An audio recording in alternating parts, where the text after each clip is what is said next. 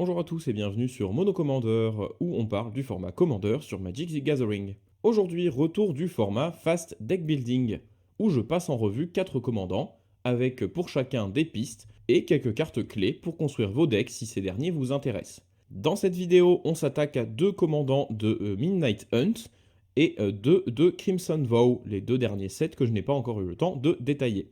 Et on y va sans plus attendre avec, pour commencer fort, tout frais des produits exclusifs commandeurs de Crimson Vow, Umbris Fear Manifest. Umbris est une créature légendaire coûtant 3 incolores et 10 mire, soit un bleu et un noir.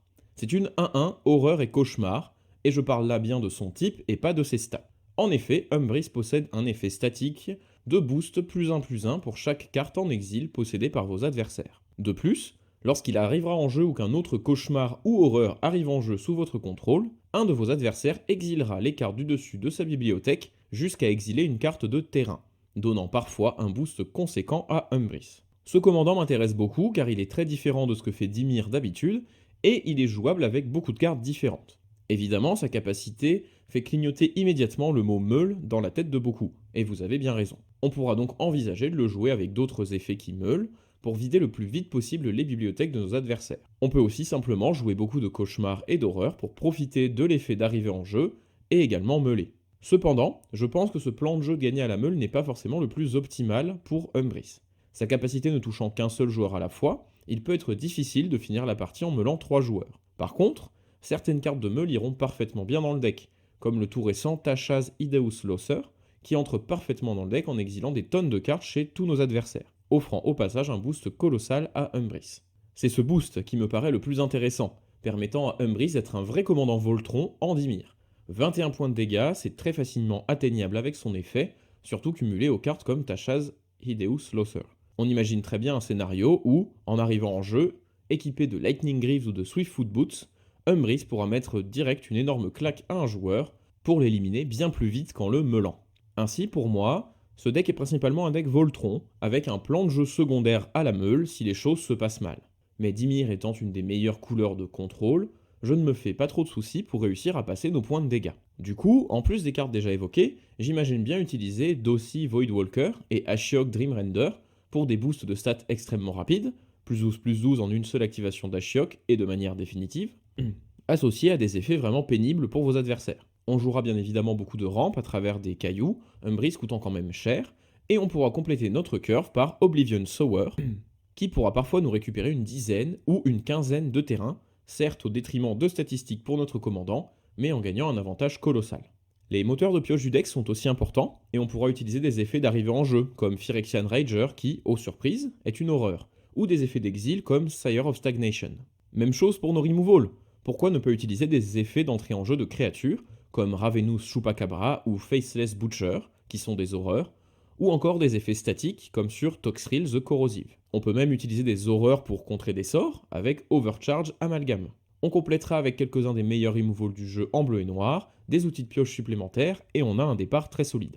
Si je préfère utiliser autant d'effets d'arrivée en jeu, c'est pour continuellement faire grossir Umbris, mais aussi pouvoir alimenter notre plan de jeu secondaire si les choses se passent mal. Cela nous permet aussi d'utiliser des effets en éphémère, comme Ghostly Flicker ou Dead-Eye Navigator, pour beaucoup de value et un boost de statistiques à n'importe quel moment sur notre commandant. Ces cartes ont aussi le double avantage de pouvoir protéger ce dernier si jamais il venait à être ciblé. Tassa Deep Dweller est un très bon outil dans le deck si vous choisissez la même voie des effets d'entrée en jeu, permettant de faire de la value ou d'engager des bloqueurs gênants, en faisant une carte parfaite pour la suite du plan. En effet, maintenant que l'essentiel du deck est là, vous n'aurez qu'à choisir les horreurs et cauchemars ou les créatures avec des effets d'arrivée en jeu qui vous plaisent le plus, et on peut passer à la phase suivante, infliger nos blessures. On a pour cela un très grand arsenal d'équipements pour notre cauchemar vivant, en plus des bots déjà évoqués tout à l'heure. On pense à Shadow Spear, efficace pour se débarrasser de tout en donnant de l'évasion et du lien de vie, mais aussi pourquoi pas les épées élémentaires si vous les possédez, la Commander Plate qui donnera protection contre le rouge, le vert et le blanc, les fameuses Trailblazer Boots qui donneront presque un effet d'imbloquable à Umbris. Il y a aussi beaucoup d'aura, et notamment certaines dont j'ai déjà parlé dans ma série Pas vues, pas mauvaises, vous pouvez aller faire vos courses là-bas. C'est fini pour Umbris, allez donc horrifier vos amis avec votre Voltron Dimir cauchemardesque. On passe au deuxième deck, et retour un petit peu en arrière sur Midnight Hunt avec Florian Voldaren Sion. Florian est un vampire 3-3 initiative pour 3, lui donnant de très bonnes stats pour son coup, qui, au début de notre deuxième phase principale, exilera les X cartes du dessus de notre deck pour nous en faire choisir une que l'on pourra jouer ce tour-ci et mettre le reste en dessous du deck. X étant le nombre de points de vie perdus par tous nos adversaires ce tour-ci. Florian est un moteur de sélection de cartes incroyable, sans être pour autant un tuteur absolu, le rendant assez intéressant à mon sens. Il peut se jouer de plusieurs façons. Agressif avec des créatures, pourquoi pas tribal, vampire à la rigueur, mais c'est vraiment le côté burn qui me plaît le plus avec lui. Les decks burn en commandeur sont souvent peu efficaces, ils devront souvent infliger 120 points de blessure, et le coût en termes de cartes pour faire cela est énorme. Florian permet de pallier à cette faiblesse en nous offrant constamment une nouvelle carte, et souvent la meilleure parmi une tonne. On peut imaginer le deck avec beaucoup de copies de Dragon's Approach, jouable en n'importe quelle quantité, même en EDH, qui nous fera regarder à chaque lancer 9 nouvelles cartes lorsqu'on la joue, et nous permettra même d'aller chercher des dragons pour finir le travail, que ce soit au combat, ou encore en combo, comme le fameux World Godger Dragon, qui permet du mana infini. Mais si une explication de sa ligne de combo vous intéresse, dites-le moi en commentaire, ce sera pour un deuxième épisode de Dr Combo. On peut même envisager de jouer Obosh en compagnon, qui doublera tous nos dégâts, pour aller parfois très très vite. D'autres petites cartes comme Loyal Subordinate seront très bonnes dans le deck, infligeant 9 points de dégâts par tour au minimum quand il est en jeu. Une autre piste intéressante pour Florian selon moi, c'est le Stax avec du Slow Burn. Florian ne va chercher qu'une carte par tour. On ne peut donc pas forcément aller plus vite que nos adversaires. Pourquoi ne pas les ralentir, tout en leur infligeant des blessures lentement mais sûrement? Des cartes comme Plague Spitter infligeront des blessures tout en nettoyant le terrain des jetons et autres mana d'orc, et plus important, le fera pendant votre tour afin d'activer Florian. Twilight Prophet mettra de grosses claques tout en vous donnant des cartes et des points de vie. Court en Phobician et Court of Hire seront aussi de bons outils de piocheur, là où Kin Duelist donnera des cartes à un adversaire contre ses points de vie, ce qui ne sera pas un désavantage très grand si vous l'empêchez de jouer cette carte. Pour ce faire, on utilisera tout un package de stacks assez classiques. Choisissez avec Winter Orb, Static Orb, Trinisphere, Magus of the Moon, Sphere of Resistance, Thorn of Amethyst, Curse Totem, et j'en passe pour vraiment ralentir vos adversaires. N'oubliez pas le masque d'Uba, qui empêchera de garder ses cartes en main, ou encore Sire of Sanity. Vous ne vous ferez sûrement pas beaucoup d'amis avec cette version-là du deck, mais du Stax en Rakdos c'est assez peu fréquent, et le moteur de card advantage et de sélection qu'est Florian nous permet de pousser ce plan de jeu assez facilement. Troisième deck et on retourne sur Crimson Vow où on change complètement de couleur avec Grolnok the Omnivore, une bien belle grenouille sur les traces de son cousin Gitrog.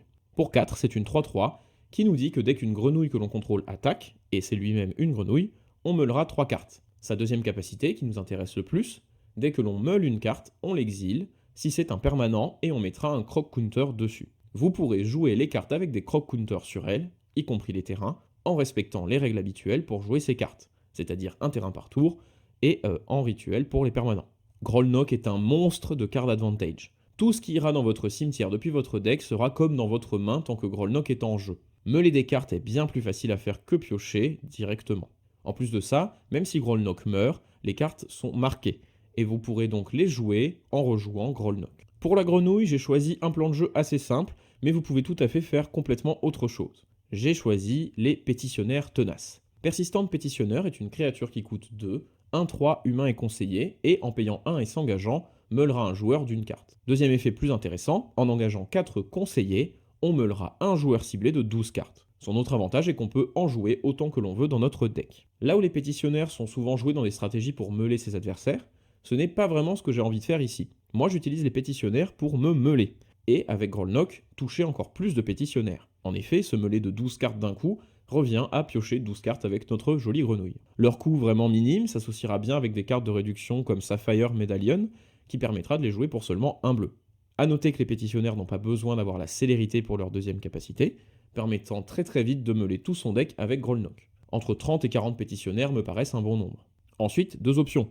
Soit on meule quand même nos adversaires mais d'un seul coup avec une tonne de pétitionnaires d'un coup, soit on creuse notre deck pour un combo. Il y en a plein en Simic, comme celui que j'ai présenté dans le premier épisode de Dr Combo la semaine dernière, ou tout simplement un plan de jeu avec Oracle de Tassa. On peut aussi, pour vraiment meuler à fond, utiliser Seedborn News, qui ira parfaitement bien avec nos pétitionnaires. A noter que vous aurez accès avec ce deck à beaucoup de terrain très vite, ajoutez-y des cartes comme Azusa Lost But Seeking, me semble être une bonne idée. Côté sort, on préférera les removals qui sont sur des permanents, afin de ne pas meuler toutes nos options.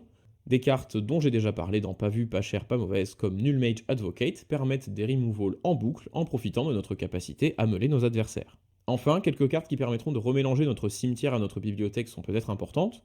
On peut penser à Loaming Shaman, parce qu'en effet, une fois nos cartes détruites, elles iront bien dans le cimetière et non plus en exil. Et les remettre dans le deck semble être une bonne idée pour pouvoir les rejouer. Enfin pour finir, quatrième deck du jour, retour sur Midnight Hunt, avec Vadrik Astral Archmage, qui est un humain coûtant 3, étant 1-3, qui posera le jour quand il arrive en jeu s'il n'y a pas déjà le jour ou la nuit. A chaque fois que l'on passe de l'un à l'autre, et inversement, on pourra mettre un compteur +1/+1 sur Vadrik. Et enfin, vos éphémères et rituels coûteront X de moins, X étant la force de Vadrik. J'adore cette carte. Elle permet de construire un deck Storm très facilement pour gagner encore une fois avec une combo, ou simplement en attaquant nos adversaires avec d'énormes dégâts sur Vadrik. Les cartes indispensables pour ma version du deck sont en premier Stormkill Artist et Birgi God of Storytelling, qui produiront un mana coloré dès qu'on lance un sort, permettant de compenser le coût coloré de nos sorts qui sont déjà réduits sur leur mana incolore par Vadrik. Autres cartes indispensables qui permettront de partir en combo, ce sont les sorts avec Buyback, une vieille capacité qui permettent pour un coût supplémentaire de reprendre le sort dans sa main à sa résolution. Ainsi, des cartes comme Clock Spinning pourront, avec Stormkill Artist, se lancer à l'infini, en faisant grossir Vadrik d'un compteur +1/+1 à chaque fois, tout en augmentant notre compteur de déluge ou Storm de 1. Encore mieux, car fonctionnant aussi avec Birgi, Ace of Rage augmentera la force de Vadrik et à lui-même le déluge, pour monter à une force infinie, et des lancements de sorts infinis également. Seizing Anger en fera de même, mais plus polyvalent, pour seulement un rouge, afin de lancer directement des gros sorts pour très peu de mana. Shattering Pulse est une option qui sera très bonne dans le deck, nous donnant la capacité de gérer des artefacts pour un rouge autant de fois que l'on le souhaite. Pour clôturer la partie, plusieurs options. Un sort comme Chandra's Ignition, qui, une fois que Vadrik possède presque une infinité d'attaques, tuera normalement tous vos adversaires. Un sort avec le déluge comme Grapeshot, Ignite Memory ou Brain Freeze devrait en faire de même. Jouer des cartes qui infligeront des blessures en lançant un sort marchera aussi, comme Kessig Flamebrazer. Dernière option, vous pourrez aussi partir du côté des gros sorts, avec par exemple Expropriate qui coûtera seulement 2 bleus très rapidement, après un simple tricks sur Vadrik. C'est un deck qui est bien plus rapide et moins contraignant que Mystics of the Ismagus, en tout cas de mon point de vue, pour un plan de jeu similaire, car la force de Vadrik bougera beaucoup plus facilement que le nombre de compteurs expérience sur Mystics. Et ce sera tout pour cette vidéo, en espérant que cette dernière vous aura plu. N'hésitez pas à laisser un commentaire si vous avez des suggestions à faire pour les decks que j'ai traités. Comme d'habitude, si la vidéo vous a plu, n'hésitez pas à la liker, à vous abonner à la chaîne si ce n'est pas déjà fait, et je vous retrouve très bientôt pour une prochaine. C'était Mono Commander, bye.